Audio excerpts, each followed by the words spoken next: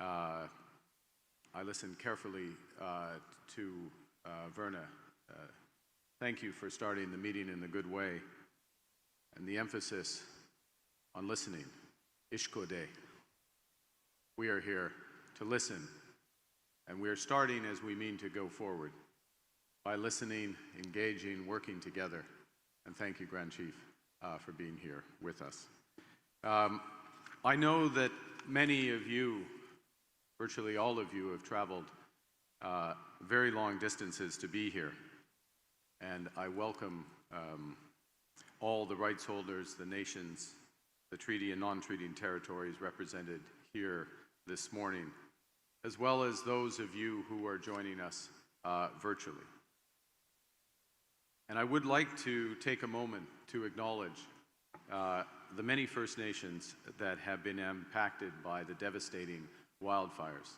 I would also like to, if I may, if you'll indulge me, to compliment my colleagues, Ministers Chartrand, Alte, Golmasti, Minister Olszewski, who've worked tirelessly to help provide and work with First Nations to combat these fires and protect our people. There are multiple leaders who could not be here today due to the fires. But my commitment, our commitment, is to make sure that they are engaged and included in the conversations as we move forward. We'll also be launching a regional dialogue and a consultation process that will provide further opportunity for input and feedback. So, today is about the future of our economies, or our economies, and how we weave them together so that they're stronger together. How we can build a new economy together. An economy that moves from reliance to resilience. We have too much reliance on a certain foreign market. We have too much reliance on certain commodities. We can build resilience, but we can only build resilience together. We have to move from division to unity and move from operating in silos into partnerships. Now, in that discussion, we will, of course, discuss, as some of you did yesterday, the One Canadian Economy Act, and particularly the Building Canada Act, what it means, how we bring it to life in the right way. And I think that's the first point I really want to emphasize, is that this act is only a way of starting a conversation and starting a process. And we define that process going forward. But what it could do is enable Canada to build big things that will connect and transform our national economy.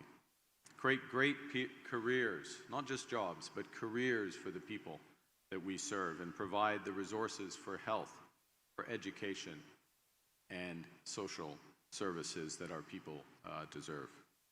It's about giving ourselves more than any foreign government can ever take away. It's about controlling our economic destiny together. With this legislation, the word nation carries more than one meaning. Building Canada projects, national projects in the national interest, will build our national economy through Indigenous equity and full participation, equity participation and resource management. Projects built with Indigenous partners, with Indigenous communities. And the point is, one of the points is that the economic value of these projects will be shared with First Nations as partners. You will help build the prosperity of your communities for generations to come. By moving forward together, we can write a new chapter. We together can write a new chapter in the relationship between the Government of Canada and First Nations. And those aren't just words. This isn't an aspiration. This is the law. This is the law as it is written. The plan is embedded in the law itself. In many respects, this is the first federal legislation to put Indigenous economic growth at its core. We now have the opportunity to realize it. So today we're going to discuss how we can do this together, particularly by hearing directly from you about what you want to build, how you want to build to help build our nations. Ishkode. La consultation, la coopération et la participation sont au cœur de cette loi. C'est comme ça que se bâtit une nation. C'est comme ça que nous avons développé cette loi. Et vous avez ma parole.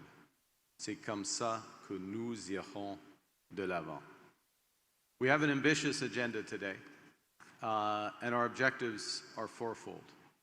First, we'll discuss how best to work together meaningfully through engagement and consultation. How do we do that?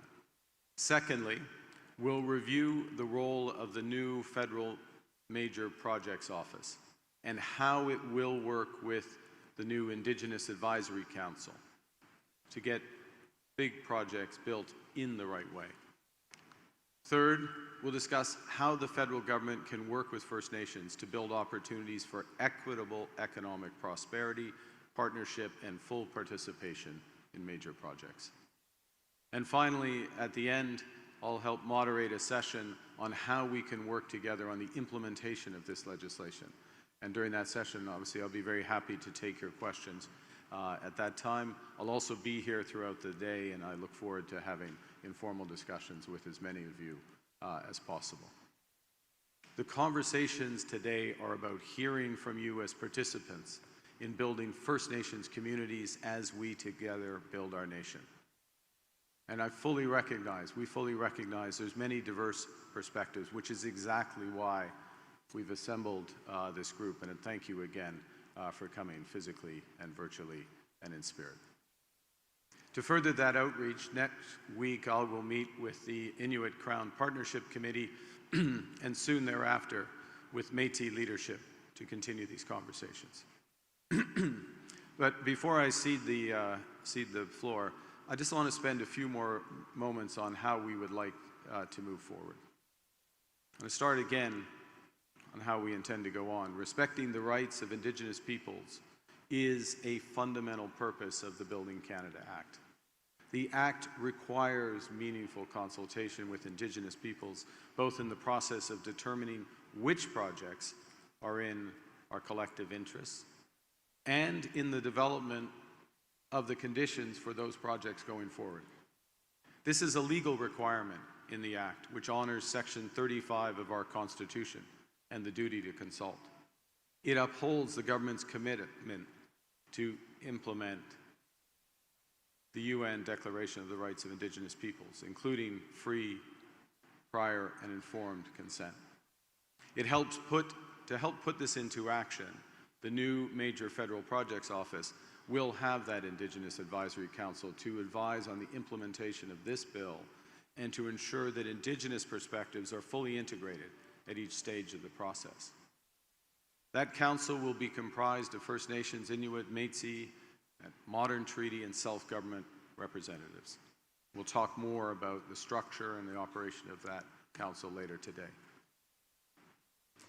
Now, being a reliable partner to Indigenous peoples goes beyond upholding the duty to consult. It goes to creating and enabling the creation of long-term wealth and prosperity for Indigenous peoples through full equity ownership of projects. And that's why we decided to double the Indigenous Loan Guarantee Program to $10 billion to enable more Indigenous communities to acquire equity ownership of major projects without cost.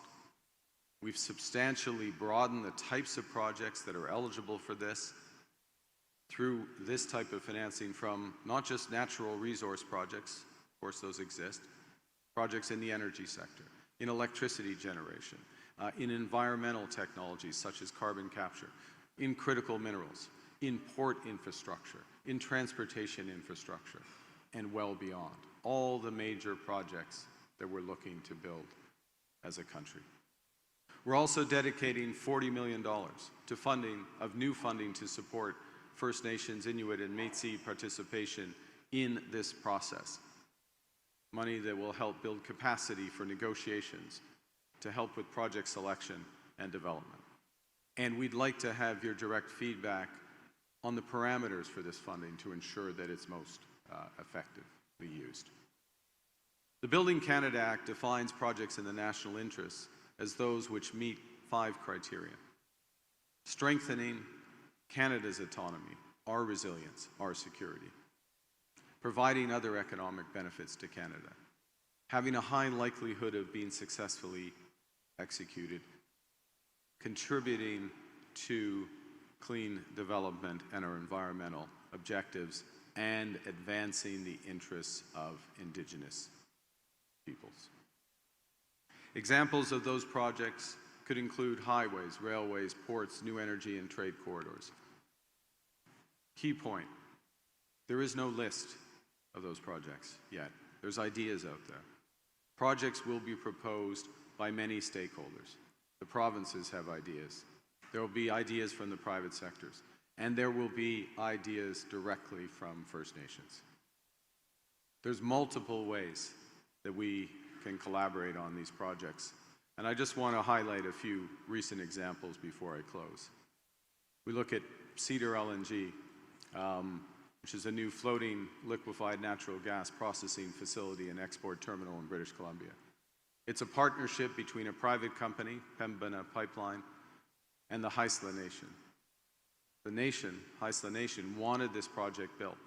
And the federal government worked with the Haisla Nation to provide the financing so there was equity ownership. It's a project that's a gold standard for infrastructure projects in Canada, creating over 400 jobs, generating over $275 million in GDP during the construction and an additional $85 million year in and year out annually thereafter. Much of that will go directly to the community. It'll be powered by clean energy and produce ultra-low carbon liquefied natural gas. It'll diversify our trading relationships into Asia, strengthen our economy here at home. So it's the type of projects that's transformative that has the partnership. And it's an example on which we can build. It'll help change the lives of the workers, not just the workers on the project, but the community members for generations because of that flow of future income that goes directly to the community. Because of projects and opportunities like this, because of the prosperity they create, whether it's Cedar LNG, the Enbridge West Coast natural gas pipeline, or the partnerships between Hydro-Quebec and the Gananoque Mohawk that those projects will create. There are children who will grow up with a greater sense of security and prosperity and possibility. There'll be more resources for First Nations to determine how to use them, whether in community centers, in health, in schools, and beyond. And there'll be a foundation on which our people can build good, fulfilling lives. Really, in the end, what this is about, yes, selecting, building, and building in the right way major projects, but it's about building our country strong, building our nation strong, to empower our people with opportunity, with security and prosperity. And that's what we can build together. Alors, les conversations aujourd'hui seront essentielles pour y arriver. Et je vous remercie tous d'être présents, de votre participation et de votre candeur. En partenariat avec les peuples autochtones, nous allons bâtir de grandes choses ici au Canada. Canada's new government is committed to working together so we can build Canada together for everyone's benefit. I want to thank you again for being here today. I want to thank you for considering putting your trust in this process.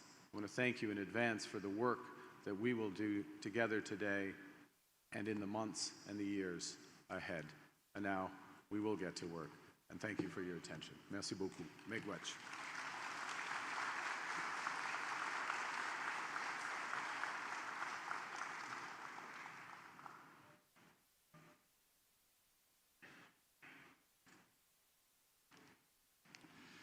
Thank you, Mr. Prime Minister. I understand we need to take a few minutes to move some technology here. And so just as before we turn to the National Chief and to the co-chair of the Land Claims Coalition, and I'll just look to the staff to see if that's happening.